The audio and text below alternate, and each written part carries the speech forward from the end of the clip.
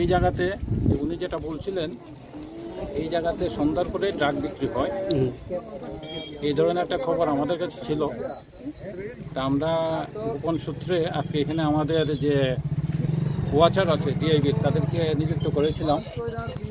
একটা ছেলে এখানে ড্রাগ বিক্রি করতে এসেছিল, অ্যাকর্ডিংলি তাকে আমরা ধরেছি।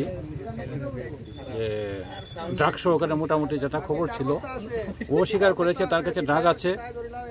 ওকে 500 টাকা দিয়ে পাঠিয়েছে এখানে এটা বিক্রি করে দেওয়ার জন্য।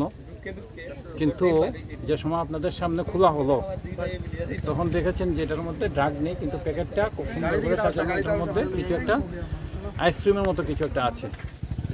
তো দেখি আমরা আইনগত ব্যবস্থা নিচ্ছি, যেটা পেয়েছি এটা কি অ্যাকচুয়ালি দেখা হবে কি আছে এটা। এটা কি স্যার পুলিশকে কি মানে বোকা বানানোর জন্য এটা করা হয়েছে নাকি? পুলিশকে বোকা না, এটা যার কাছে বিক্রি করতে এসেছিল, ও তো ওর বাড়ি আসাম থেকে ও এসেছে এখানে বিক্রি করার জন্য। তো যার কাছে বিক্রি করতে এসেছিল, যদি হয়ে থাকে, তাই যদি এটা ড্রাগ না হয়ে থাকে, সেক্ষেত্রে তাদেরকে বোকা বানানোর জন্য এটা এনেছিল।